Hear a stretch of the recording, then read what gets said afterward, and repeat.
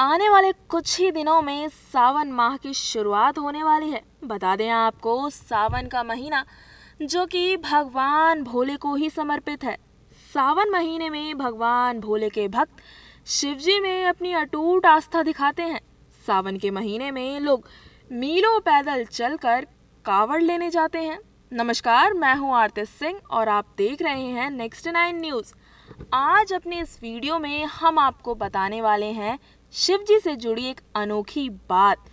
आपने शास्त्रों में, ग्रंथों में शिवजी की अर्धांगिनी, उनके पुत्रों के बारे में तो कई तथ्यों के बारे में पढ़ा होगा, लेकिन आज हम आपको बताने जा रहे हैं देवों के देव महादेव की बहन के बारे में। जी हाँ, शायद आपने भी उनकी बहन के बारे में पहले कभी नहीं सुना होगा, तो हम आपको बता दें, इस बात का उल्लेख हमें शिव पुराण में मिलता है।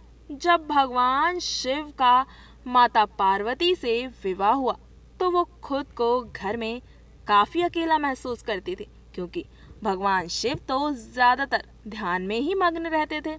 इसलिए देवी पार्वती के मन में ये इच्छा प्रकट हुई कि सबकी तरह उनकी भी एक ननद होनी चाहिए थी, जिसके घर में रहने से उनका मन लगा रहता।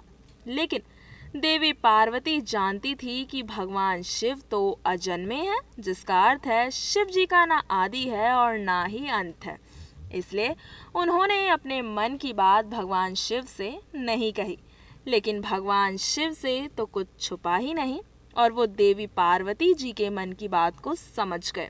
भगवान शिव ने पार्वती जी से पूछा कि क्या आपको कोई बात सता रही है। भगवान शिव के पूछने पर पार्वती जी ने अपनी मन की बात उन्हें बताई। उन्होंने कहा, जब आप ध्यान में लीन हो जाते हैं तो मैं स्वयं को अकेला महसूस करती हूँ।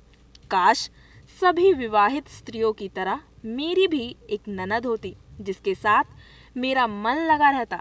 पार्वती जी की बात सुनकर भगवान शिव मुस्कुराने लगे। उन्होंने देवी पार्वती को कहा कि मैं आपको ननद तो लाकर दे दूं, पर क्या आपकी ननद के साथ बनेगी? पार्वती जी ने कहा, भला ननद से मेरी क्यों नहीं बनेगी?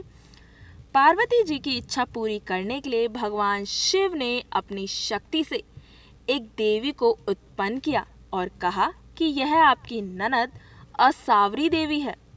असावरी देवी बहुत मोटी थी और उनके पैरों में दरारें पड़ी हुई थी। देवी पार्वती अपनी इच्छा पूर्ति होते हुए देख बहुत खुश हुई थी। वे खुशी खुशी अपनी ननद के लिए भोजन का इंतजाम करने लगी। असावरी देवी स्नान करने के पश्चात देवी पार्वती से भोजन मांगने लगी। देवी पार्वती ने असावरी देवी को भोजन परोसा। असावरी देवी ने भोजन करना आरंभ किया और देखते ही देखते उन्होंने पार्वती जी के भोजन भंडार को समाप्त कर दिया। अब देवी पार्वती के पास भगवान शिव को खिलाने के लिए कुछ नहीं बचा था। इस बात से पार्वती जी को बहुत दुख हुआ। इसके बाद असावरी देवी ने पार्वती जी से पहनने के लिए वस्त्र मांगे। देवी पार्वती ने असावरी देवी को जो वस्त्र दिए वो उन्हें छोटे पड़ गए। अब पार्वती जी अपनी ननद के लिए दूसरे वस्त्रों का इंतजाम करने लग गई। इतने में असावरी देवी को एक मजाक सूझा। उन्होंने अपने पैरों में आई दरारों में देवी पार्वती को छुपा लिया। फिर भगवान शिव माँ पार्वती जी को ढूंढते हुए असावरी देवी के पास पहुंचे। लेकिन असावरी देवी ने कहा कि उन्हें देवी पार्वती के बारे में कोई जानकारी नहीं है। इस पर भगवान शिव ने अपनी बहन से कहा कि कहीं ये तुम्हारी बदमाशी तो नहीं। ये सुनकर असावरी देवी हंसने लगी। उन्होंने अपना पैर जमीन पर पटका। इससे उनके पैर की दरारों में दबी हुई पार्वती जी बाहर आकर गिर गई। अपनी ननद के ऐसे व्यवहार से पार्वती जी बहुत क्रोधित हुई और उन्होंने भगवान शिव से कहा कि मुझसे बहुत बड़ी भूल हुई। मैंने आपसे ननद की चाह की। कृपया अपनी बहन को जल्द से ससुराल भेजने की कृपा करें। तत्पश्चात भगवान शिव ने जल्दी ही असावरी देवी को कैलाश पर्वत से विदा कर दिया। तो ये थी भगवान शिव की बहन से जुड़ी एक रोचक कथा।